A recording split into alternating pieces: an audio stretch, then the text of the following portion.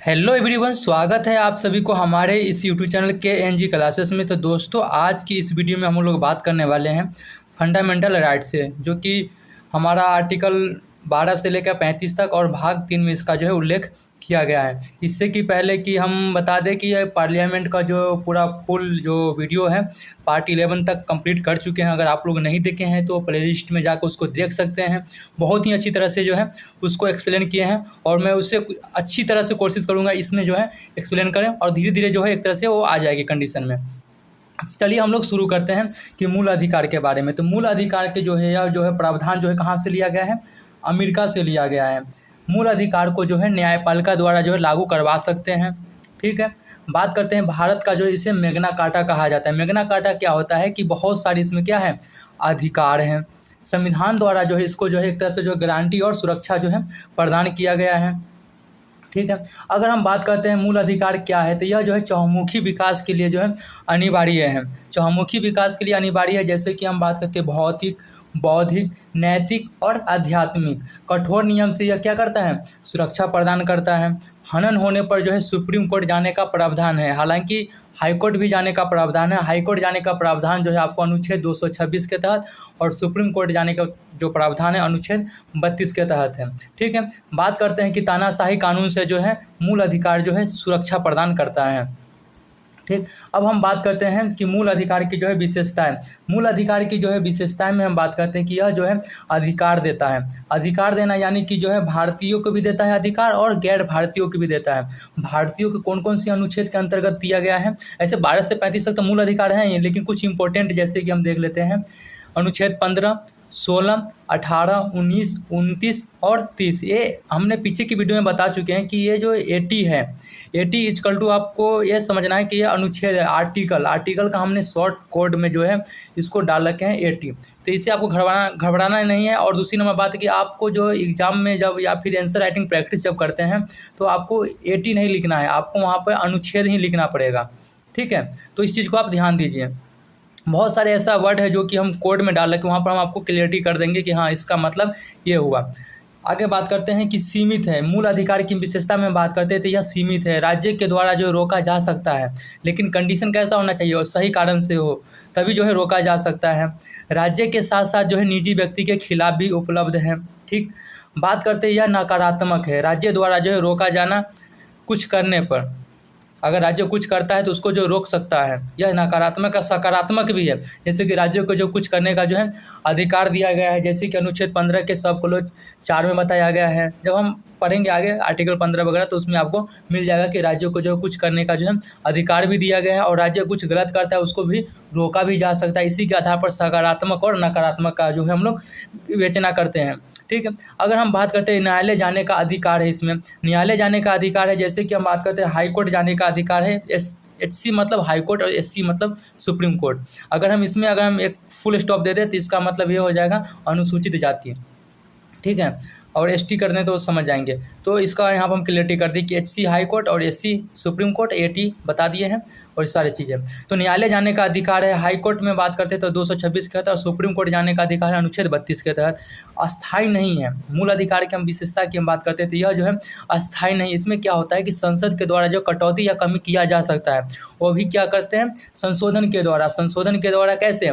तो संविधान के जो है मूल ढांचा को प्रभावित किए बिना आप इसमें जो है संशोधन या किसी प्रकार की कटौती कमी कर सकते हैं। ठीक है, आगे हम बात करते हैं मूल अधिकार को जो है स्थगित किया जा सकता है। जैसे कि हम बात करते हैं अनुच्छेद 19 जो हमारा स्वतंत्रता का अधिकार है, उसको जो स्थगित किया जा सकता है, लेकिन इसके लिए कंडीशन है। विदेशी आक्रमण अगर हमारे ऊपर करते हैं तो अनुच्छेद 19 जो है, जिसमें 6 प्रकार की जो है स्वतंत्रता का अधिकार है, पहले 7 था।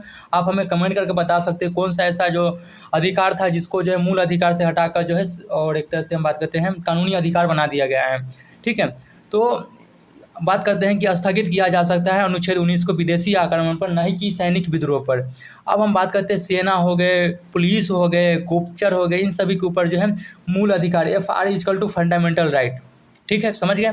तो मूल अधिकार जो है आरोपित नहीं होते, जो कि हमारा किस चीज़ में, कौन सी अनुच्छेद में इसका वर्णन किया गया है? तो अनुच्छेद 33 में जो है वर्णन किया गया है। वही दूसरी तरफ हम बात करते हैं मार्शल लॉ। जब मार्शल लॉ कौन लगाता है? मार्शल लॉ में किसके पास मतलब कि शासन या फिर किसके पास अधिकार आ जाता है?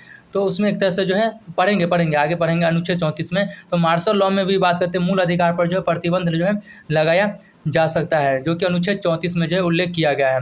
मूल अधिकार को जो प्रभावी बनाने वाले शक्ति जो है संसद को अधिकार है बनाने की। जो आपको मूल अधिकार को कोई भी कानून जो है एक तरह से प्रभावी बनाना है या फिर उसको कमी बनाना है तो संसद को जो है यह अधिकार दिया गया है। और यह अधिकार जो संसद को कौन सी अनुच्छेद के अंतर्गत दिया गया है, तो अनुच्छेद 35 के अंतर्गत दिया गया है। अब हम बात करते हैं आर्टिकल से शुरू हम करते हैं। तो आर्टिकल 12 में क्या बताया गया, राज्य की परिभाषा के बारे में बताया गया है। तो राज्य की परिभाषा के अंतर्गत में हम बात करते हैं कि भारत सरकार के जो सभी कर्मचारी आ गए इसके अंतर्गत, राज्य सरकार के जो है सभी कर्मचारी आ गए, और कोई ऐसा संस्था है जो कि राज्य से मदद लेता है जैसे कि LIC NGO वगैरह हो गए, तो वो सभी संस्था जो है सरकार से मदद लेते हैं, तो वो भी जो है राज्य की परिभाषा के अंतर्गत जो है आ जाएंगे। अब हम बात करते हैं अनुच्छेद 13। अनुच्छेद 13 में बात करते हैं जुडिशियल रिव्यू यानी कि न्यायिक समीक्षा के बारे में बताया गया है।